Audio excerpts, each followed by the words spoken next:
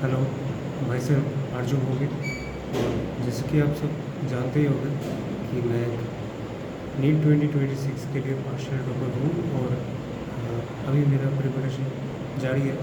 और आप अगर मेरा टी शर्ट देखोगे तो कुछ अगर रेज्यूम करने की कोशिश करेंगे तो मत करिए, क्योंकि मैं कोई स्पॉन्सरशिप वीडियो नहीं शूट कर रहा हूँ और ये सिर्फ एक टी शर्ट ही है मेरे लिए।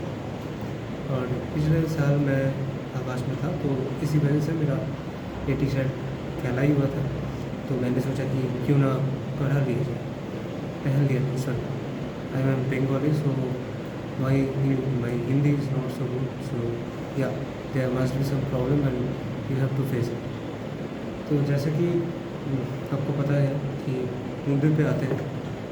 पिछले संडे को मेरा और एक टेस्ट था। मैं संडे को ही एक वीडियो दिया था जो AITS के लिए वीडियो था।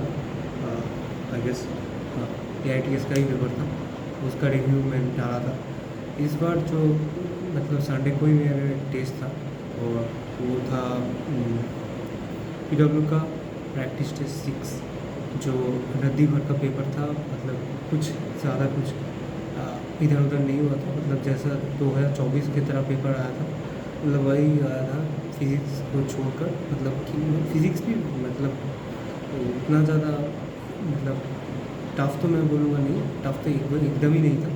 और इजी मतलब इजी टू मॉडरेट कर सकते, मतलब कह सकते हो आप।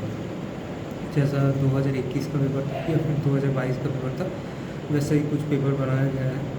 और इसमें केमिस्ट्री बहुत ज़्यादा इजी था। केमिस्ट्री में था एटॉमिक स्ट्रक्चर, कुछ स्टेटमेंट टाइप क्वेश्चन था, तो उसमें दिक्कत आ सकता था।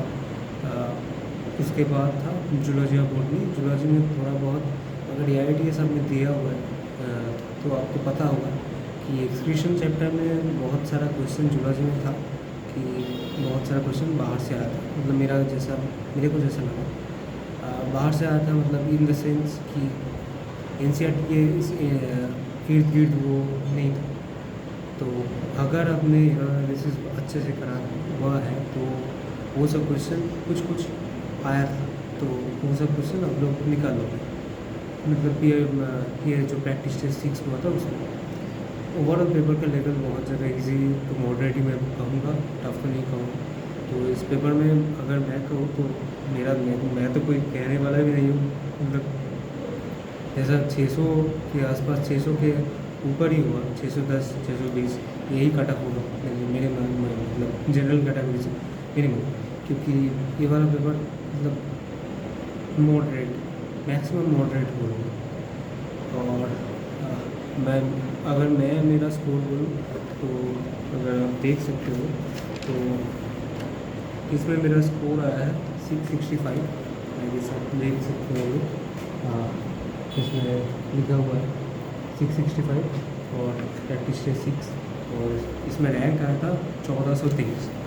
मैं रैंक भी साथ ही साथ लिख लेता हूँ, मतलब उसका भी एक ट्रैक रिकॉर्ड रहता है, क्योंकि कितना ज़्यादा रैंक गिर रहा है या फिर बढ़ रहा है वो सब पता चल जाता है, तो उससे आपका फ़ायदा ही होता है। क्योंकि मैं तो कोई मानता हूँ कि रैंक ही आपको डिसाइड करेगा, मार्क्स नहीं।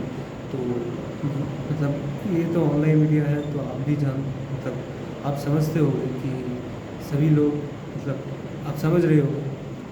तो वो जो मिनिमम नंबर है उसको अगर मैं ऑमिट भी करूँ या फिर नहीं करूँ, क्योंकि वो तो सब ठीक है, मतलब हो जाएगा वो तो।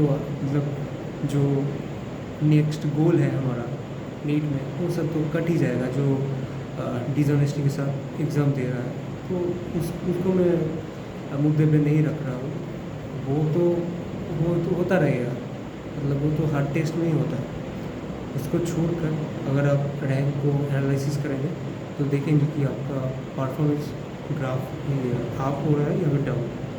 और मैं हर एक टेस्ट में रखता हूँ ये जो रैंक का सीन है। और PW का प्रैक्टिस टेस्ट में मेरा अलग रैंक है, और AITS और RBTS में मैं अलग से रैंक कैलकुलेट करता हूँ। क्योंकि AITS और RBTS ऐसा पेपर है वो नीट लेवल, मतलब नीट 2025 का लेवल का पेपर होता है, तो वही ज़्यादा से ज़्यादा मैं रैंक को मतलब उसको ही मैं मानता हूँ कि अच्छा रैंक आया, या फिर बुरा भी रैंक आता है तो उसके मतलब उसकी तरह मेहनत भी बढ़ा लूँगा, तो वही होता है। लेकिन इसमें भी PW प्रैक्टिस टेस्ट में भी मैं रिकॉर्ड रखता हूँ। तो पिछले टेस्ट में मेरा 1500 के करीब मार्क्स आया, मतलब सॉरी मार्क्स क्या बोल रहा हूँ, रैंक आया था। और उसमें 100 रैंक का मतलब प्रमोशन ही हुआ है, मैं कहूँगा 1400 आया है, उसमें 1500 था। तो वही है, मतलब ऐसा कुछ खास तो नहीं है, मतलब हो रहा है कुछ। आप 641 से 656 एंड देन 665, तो आप हो रहा है। और कोशिश करूँगा कि ये ग्राफ आप हो फिर से। और अगर मैं फिज़िक्स, केमिस्ट्री और बायोलॉजी का इंडिविजुअल मार्क्स बोलूँ, फिज़िक्स में है मेरा 160, इसमें अगर आप देख सकते हो फिज़िक्स में है 160, वर्क पर energy, centre of mass and rotation का कुछ कुछ पार्ट, मतलब टॉप कैलकुलेशन तक आया था। और उसके बाद मेरा केमिस्ट्री में मैं बोल लूँगा कि कैसा कुछ पेपर आया था सब्जेक्ट वाइज। केमिस्ट्री में आया है मेरा 165, अगर आप देख सकते हो 165, और उसमें आया था atomic structure, chemical kinetics, periodic property. और बायोलॉजी में आया 340, 170 170 करके। इसमें आया था मॉर्फोलॉजी एंड एनाटॉमी और फ्लावरिंग प्लांट। उसमें आया था एक्सक्रीशन एंड लोकोमोशन। अगर मैं सब्जेक्ट वाइज बात करूँ तो फिज़िक्स में क्वेश्चन थोड़ा बहुत घुमा फिरा के दिया गया था, मतलब बहुत ज़्यादा कुछ नहीं, इजी टू मॉडरेट ही मैं कहूँगा, क्योंकि लेंदी था। और लेंदी तो होता ही है, फिज़िक्स में लेंदी नहीं होगा तो किस सब मतलब कौन से सब्जेक्ट में लेंदी करेगा। केमिस्ट्री में मतलब अगर फिजिकल है बहुत ज़्यादा तो दे सकते हैं, क्योंकि इस सब्जेक्ट इस टेस्ट में तो पीरियोडिक प्रॉपर्टी भी घुस गया, तो उस मतलब उससे ही बहुत ज़्यादा क्वेश्चन आता है, एटॉमिक स्ट्रक्चर और पीरियोडिक टेबल, इससे तो बहुत ज़्यादा कुछ घुमा फिरा के नहीं दे सकता था। मतलब थियोरेटिकल चैप्टर है ना, मतलब आप समझ रहे हो। तो फिज़िक्स में थोड़ा बहुत घुमा फिरा के क्वेश्चन दिया गया था। बायोलॉजी में, बॉटनी में बहुत ज़्यादा मतलब हलवा लेवल का क्वेश्चन था। और जोलॉजी में वही मैं बताया कि अगर मैं आप AITS में करा है कुछ एनालिसिस करा है और RTS में कुछ करा है तो आपको हो जाएगा, मतलब 160 या फिर 150 आप तो हो जाएगा। ऐसा पेपर था। Overall paper easy to moderate था और करने लायक था। बहुत सारे कोई बच्चे का मतलब बहुत सारे स्टूडेंट का मार्क्स मैं देखा 720 भी आया है। तो हाँ, ये पेपर बहुत ज़्यादा इजी तो बहुत ज़्यादा कुछ नहीं, मतलब इजी टू मॉडरेट बोलूँगा। और हाँ, यही है, that's all. Thank you. Hope for the best and try your best. Thank you.